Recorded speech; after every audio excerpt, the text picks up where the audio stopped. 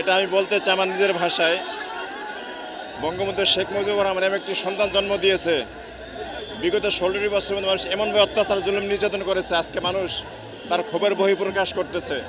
বাংলার জমিনে যেন আওয়ামী লীগের নাম নিশানা না থাকে, এই জন্য মানুষ ঝাঁপিয়ে পড়েছে। লিফলেট বিতরণ করছে, দেয়ালে দেয়ালে লেখালেখি করছে, এবং আজকে শেখ হাসিনা ফেসবুক লাইভে আসা সাহস পায়। এর পিছনে একটা কলকারি আছে।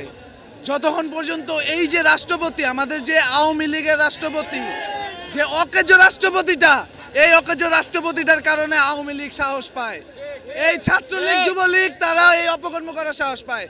তাদের হিসাব হচ্ছে যে আমাদের আপা, আমাদের রাষ্ট্রপতি জায়গা মতন আছে, ফারুকি নতুন করে এক নষ্ট যুক্ত হয়েছে।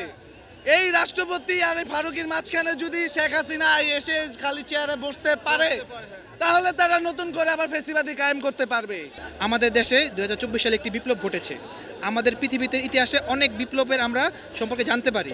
যখন 1943-তে মুসোলিনির ফল হয় ইতালিতে, তখন তার বাসস্থান কাসা দেল ফাসিও কি জনগণ ধ্বংস করেনি? অবশ্যই করেছে। যখন 1945-এ হিটলারের ফল হয়, তখন দ্য রাইট চ্যান্সেলারি কি জার্মানির জনগণ ভাঙেনি? অবশ্যই ভেঙেছে। আমাদের রিসেন্ট অতীত দেখলে, যখন সিরিয়াতে আসাদের ফল হয়, আসাদের বাসভবন কি জনগণ ভাঙেনি? অবশ্যই ভেঙেছে। তো সেরকমভাবে আমরা বলতে পারি যে আমাদের বিপ্লবের জন্য আমাদের একটা বিপ্লব পরবর্তী কর্মকাণ্ড হিসেবে আওয়ামী লীগের মাজার স্বরূপ ধানমন্ডি 32 ভাঙার আমাদের একটা রাইট আছে। এবং এই জিনিসটা যদি আমি এক লাইন সামারি দিতে চাই, তাহলে বলতে হবে যে this monument right behind us stood as a symbol of oppression for many years. Tonight it falls as a symbol of freedom. ইনকিলাব জিন্দাবাদ।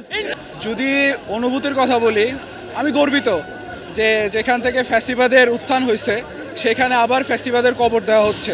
আমি একজন বাংলাদেশের সাধারণ নাগরিক হিসেবে আমি গর্বিত। আমি মনে করি এটা আমার নৈতিক দায়িত্ব, শুধু আমার না, এটা সবারই নৈতিক দায়িত্ব যে এখানে ফ্যাসিবাদের কবরটা রচিত করা। আপনারা দেখেন, দেশ বা দেশের বাইরের থেকে বসে আওয়ামী লীগ এখনও পর্যন্ত চক্রান্ত করেই যাচ্ছে।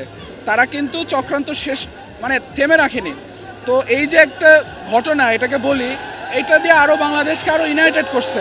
তাদের কাছে একটা মেসেজ গেছে যে ফ্যাসিবাদের যেখানে উত্থান বা গল্পের শুরু হবে, সেখানে ঐক্যবদ্ধতা শুরু হবে, আমাদের ইউনিটিটা সেখানে।